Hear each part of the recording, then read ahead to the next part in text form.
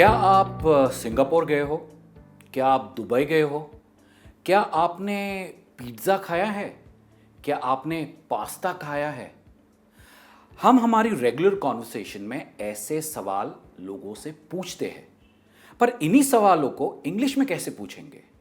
कौन सा इंग्लिश का स्ट्रक्चर यूज करेंगे जिससे हम ऐसे सवाल बना पाए? बस आज के लेसन में यही सीखेंगे। Welcome to one more lesson. मैं हूं आकाश और आप देख रहे हो लर्न एक्स, जहां आप सीखते हो इंग्लिश थ्रू हिंदी। लेसन के एंड तक बने रहिए क्योंकि लेसन के एंड में एक बहुत ही मजेदार क्विज है और ये क्विज मिशेल ने बनाई है। इनफैक्ट मिशेल और मेरी बातचीत चल रही थी और मैंने उससे काफी सारे सवाल पूछे और उसी बेसिस पर मैंने ये क्विज बनाई है।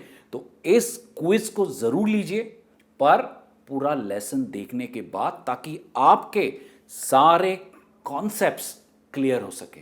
इस वीडियो को लाइक जरूर कीजिए और अगर चैनल पर नए हो तो सब्सक्राइब कीजिए, बेल आइकन दबाइए ताकि आप मेरा एक भी वीडियो मिस ना करें। तो चलिए शुरुआत करते हैं आज के लेसन की। ये है रिया और ये है जिया, दोनों दोस्त है और दोनों के बीच में एक कॉन्वर्सेशन हो रही है। चलिए देखते हैं क्या कॉन्वर्सेशन हो रही है। रिया पूछती है जिया से, have you been to Singapore? क्या तुम कभी सिंगापुर गए हो? तो जिया जवाब देती है, yes I have many times, मैं बहुत बार गई हूं। तो रिया पूछती है, have you ever been to America? तो जिया कहती है, no I have never been to America. अगर आपने नोट किया होगा तो ये सारे सेंटेंसेस यूज होते हैं प्रेजेंट परफेक्ट टेंस में। हमने यूज किया है have you been, have you ever, no I have never. तो आज इन्हीं स्ट्रक्चर्स को यूज करके सेंटेंसेस कैसे बनाने हैं, किसने कोई काम किया है पास्ट में या नहीं किया है या कभी भी नहीं किया है, ये जानने के लिए हम इन स्ट्रक्चर्स का यूज कर सकते हैं। पर ये स्ट्रक्चर्स बनते कैसे हैं, ये सबसे पहले समझते हैं। तो ये है एक टाइमलाइन, ये है पास्ट और ये है नाउ, मतलब प्रेजेंट टाइम।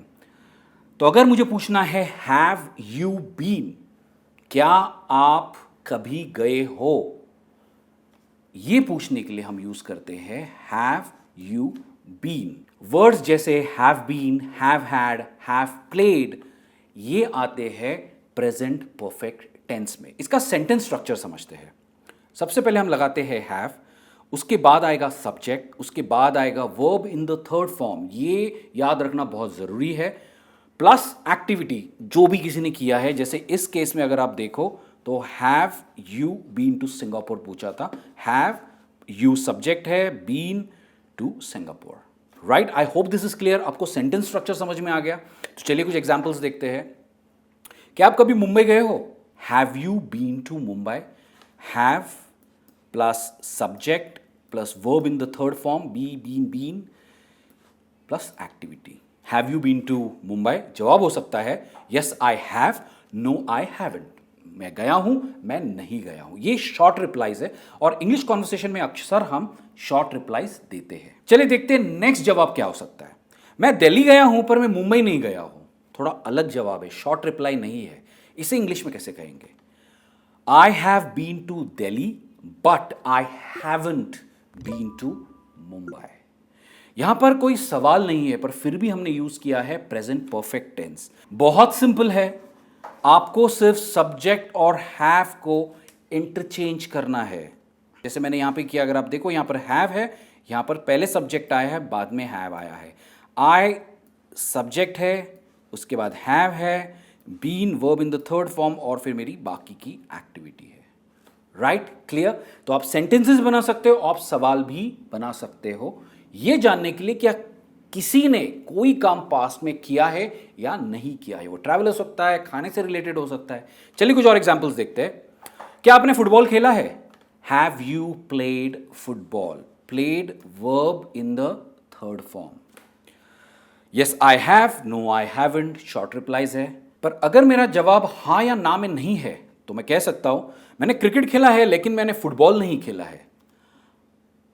इसे इंग्लिश में कैसे कहेंगे? मैं चाहता हूं कि इसे आप इंग्लिश में कैसे कहोगे, मुझे आप कमेंट्स में लिखकर बताइए ताकि मुझे पता चले कि आपने स्ट्रक्चर को सही तरीके से समझा है या नहीं समझा है। जल्दी से पॉज कीजिए और सेंटेंस लिखिए। चलिए बढ़ते हैं आगे। क्या आपने मोमोज खाए हैं? Have you eaten momos. हम सिर्फ ट्रैवल से रिलेटेड इस स्ट्रक्चर को यूज़ नहीं करते, हम नॉर्मल जो आम जिंदगी में करते हैं ये पूछने के लिए भी हम प्रेजेंट परफेक्ट टेंस के स्ट्रक्चर्स का यूज़ कर सकते हैं। Have you eaten momos, eaten verb in the third form. जवाब सकता है yes I have eaten, no I haven't. मैंने यहाँ पर आगे आपने नोटिस किया ईटन नहीं लिखा है। ये ज़रूरी नहीं है शॉर्ट रिप्लाईज में कि आप पूरा सेंटेंस बोलो यस आई हैव ईटन, या ये भी कह सकते हो yes I have, no I haven't. चलिए बढ़ते आगे।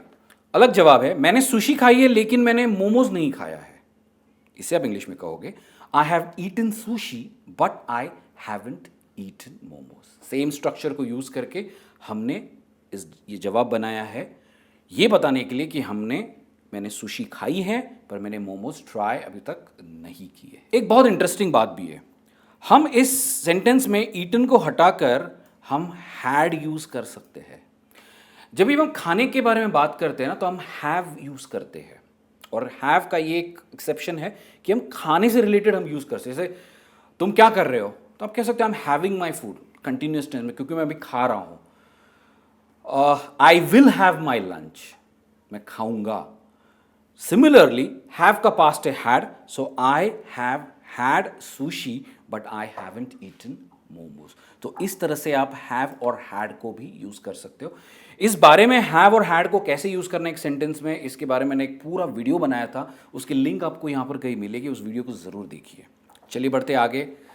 हम प्रेजेंट परफेक्ट के स्ट्रक्चर को लोगों के बारे में बताने के लिए, उनके बारे में जानकारी देने के लिए भी यूज कर सकते हैं। कैसे देखते हैं, जैसे लेसन की शुरुआत में मैंने आपको बताया था कि मेरी मिशेल से कुछ बातचीत हुई थी और मिशेल ने अपने बारे में कुछ बहुत ही इंटरेस्टिंग चीजें मुझे बताई, वो मैं आपको बताऊंगा।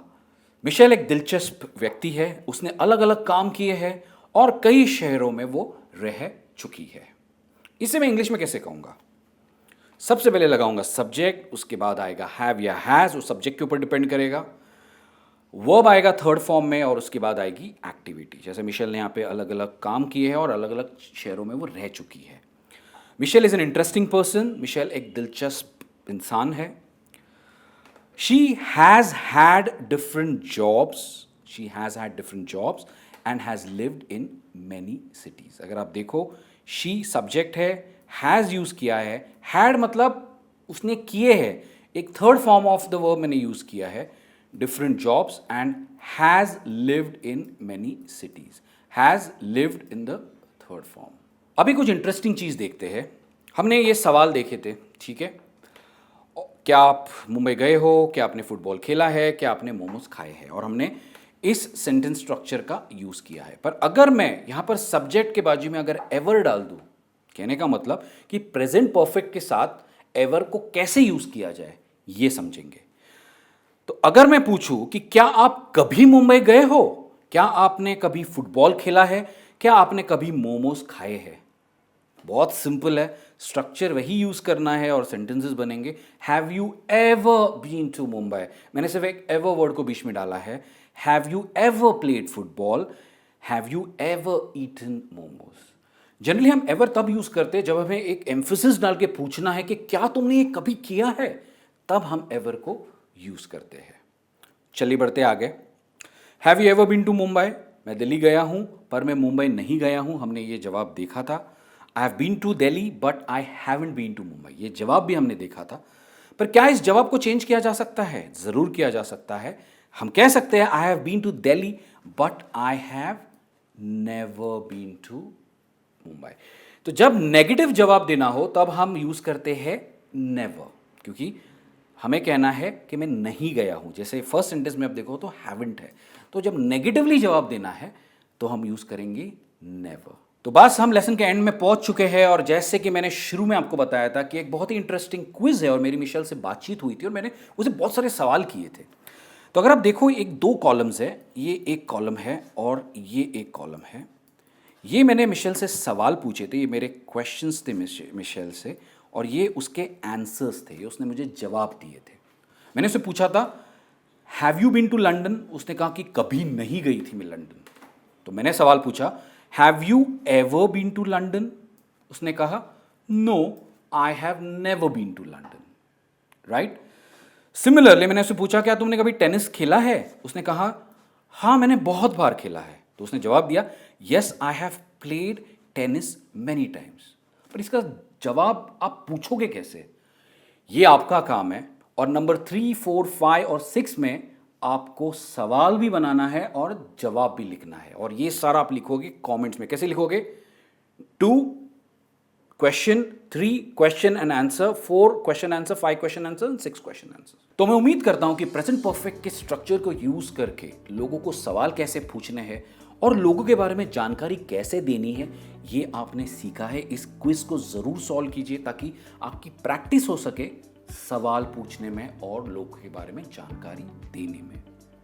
मैं आपसे जल्दी मिलूंगा एक नए इंग्लिश लेसन में। तब तक as usual keep learning English, keep practising English and take care. हाँ, और वीडियो को लाइक करना मत भूलिए। बाय।